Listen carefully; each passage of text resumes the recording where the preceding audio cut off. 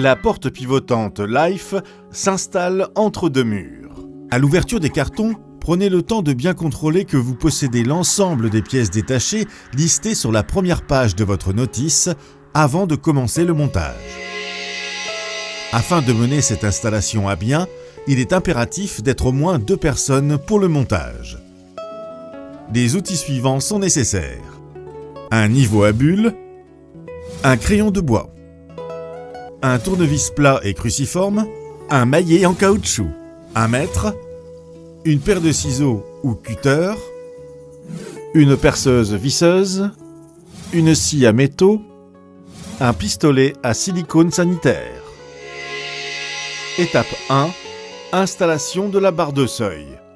À l'aide d'un mètre, mesurez la distance exacte entre les 2 murs de l'emplacement où la porte pivotante Life sera installée. Avec une scie à métaux, prenez la barre de seuil numéro 11 et découpez le surplus selon la distance mesurée. Placez ensuite la barre de seuil à l'endroit souhaité en s'assurant que la distance entre la barre de seuil et le fond soit exactement la même à chaque extrémité. Se munir d'un crayon de bois et effectuer le tracé retenu. Retirez la barre de seuil, décollez la bande double face, puis la replacez au même endroit que le tracé effectué. Attention à ce que le bord relevé de la barre soit côté extérieur de l'espace douche. Étape 2. Installation des profils muraux. Faire glisser les joints numéro 2 dans les rainures des profils muraux numéro 1 prévus à cet effet. Attention, les profils muraux numéro 1 doivent être fixés de sorte à ce que les joints numéro 2 soient côté extérieur. À l'aide d'un niveau à bulles, vérifiez le bon aplomb du profil, puis marquez les endroits où viendra se fixer le profil à l'aide d'un crayon. Retirez le profil, percez et insérez les chevilles. Replacez le profil contre le mur et le vissez dans chaque cheville. Après avoir fixé le premier profil mural, répétez les mêmes opérations pour fixer le deuxième profil mural.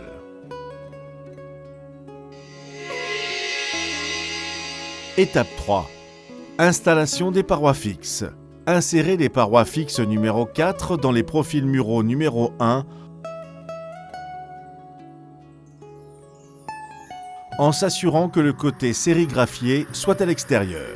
Après avoir placé la première paroi fixe, répétez la même opération pour la deuxième. Attention à bien placer la partie du joint à 2 dents du côté vitré de la paroi. Insérez partiellement les joints de compression numéro 3 sur 3 x 10 cm de sorte à ne pas fixer l'intégralité et pouvoir garder une flexibilité temporaire pour permettre un ajustement au niveau de l'étape numéro 7. Étape 4. Installation du profil horizontal haut. Placez le profil horizontal haut sur les 2 parois fixes en enclenchant les 2 pinces correspondantes sur les 2 parois au même endroit de part et d'autre. Tracez les empreintes des connecteurs qu'il faudra fixer au mur à l'aide d'un crayon de bois. Retirez la barre du connecteur avec une clé BTR-C1 fournie en laissant le connecteur mural afin d'accéder à l'intérieur pour marquer l'empreinte de la fixation. Percez. Insérez une cheville à l'aide d'un marteau, puis fixez le petit support du connecteur contre le mur.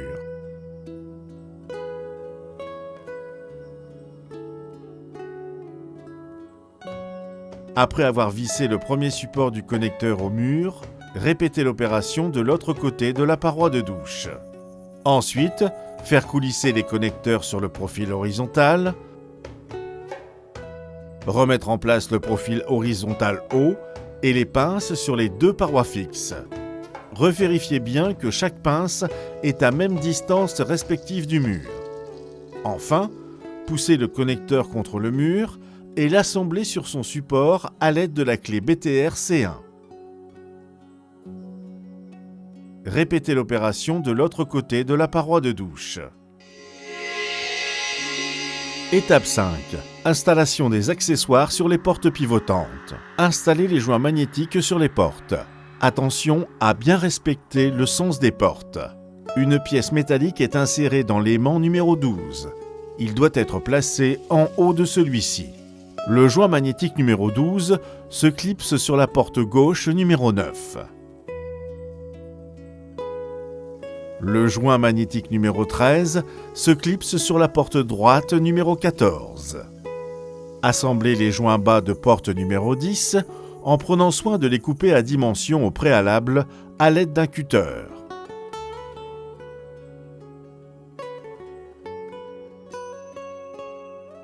La bavette doit être située face intérieure. Enfin, vissez les poignées de porte B2 contre les deux portes pivotantes à l'aide du tournevis cruciforme.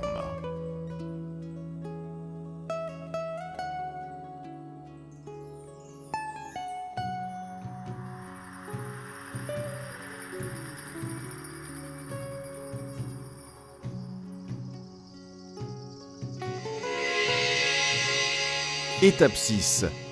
Préparation des portes pivotantes. Faire glisser chaque porte pivotante dans les profils charnières numéro 6 en faisant attention que les joints numéro 5 soient placés côté extérieur. Le sticker adhésif doit se retrouver sur le côté extérieur. Avant de le placer, décollez-le légèrement pour plus de facilité lors du retrait définitif. Installez en premier lieu la porte gauche.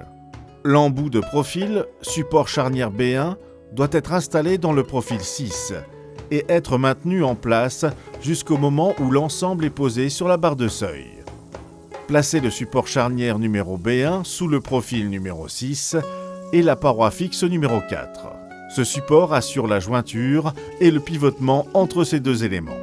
Puis, enclenchez l'ensemble sur la paroi fixe numéro 4. Il est impératif d'avoir décollé la protection adhésive rouge d'environ 10 cm. Retirez la bande double face du profil latéral et insérez un joint de compression numéro 3 grâce à l'outil E8, en partant du haut de la paroi sur 2 à 3 cm. En alternance, ôtez une partie de la protection du joint adhésif, puis ensuite insérez le joint de compression 3 en descendant. Gardez toujours un espace d'au moins 20 cm entre la partie du joint 3, inséré dans le profil, et la partie de la protection du joint adhésif non retiré. Ceci afin d'éviter la casse du ruban de protection du joint adhésif.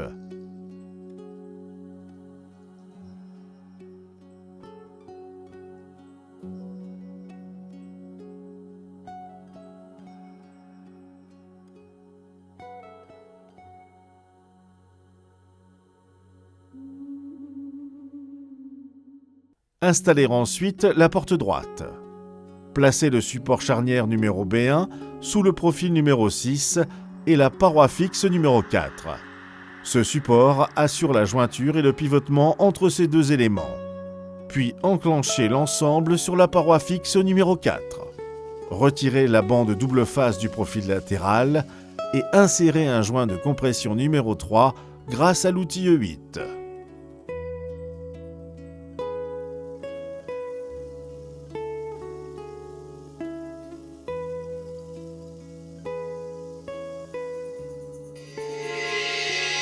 Étape 7. Réglage et ajustement des portes et parois fixes.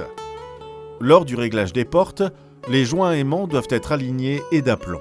Et il faut aussi tenir compte que la pièce métallique insérée dans le joint aimant numéro 12 vienne bien au contact de l'aimant de l'arrêtoir numéro 8-4.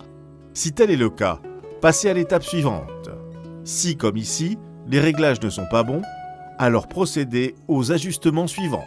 Retirez les joints de compression numéro 3 des parois fixes numéro 4, à gauche puis à droite, qui n'avaient pas été complètement insérés. Ajustez de part et d'autre de sorte à ce que les joints magnétiques centraux se rejoignent parfaitement. Une fois que tout est parfait, réinsérez complètement les joints de compression numéro 3 dans les profils numéro 1 des parois fixes sur les 10 premiers centimètres uniquement à l'aide de l'outil E8.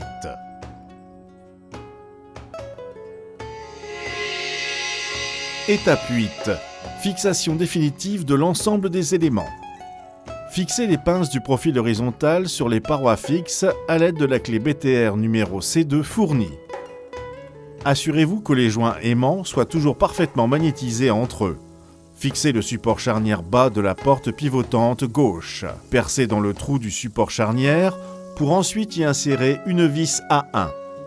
Fixez le support charnière bas de la porte pivotante droite. Assurez-vous que les joints aimants soient toujours parfaitement magnétisés entre eux, puis percez dans le trou du support charnière pour ensuite y insérer une vis A1.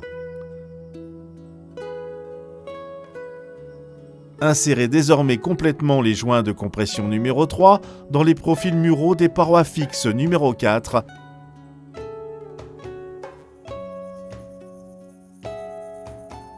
ainsi que les caches obturateurs hauts numéro B3G et B3D, ainsi que les caches obturateurs numéro B1 .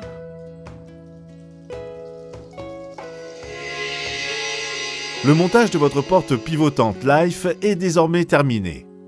Avant de pouvoir l'utiliser, utilisez un pistolet à silicone sanitaire et siliconez le long des profils muraux contre les murs et le long du profil horizontal bas contre le sol. Bien incrustez le silicone avec votre pouce entre les éléments. Laissez sécher 24 heures avant l'utilisation.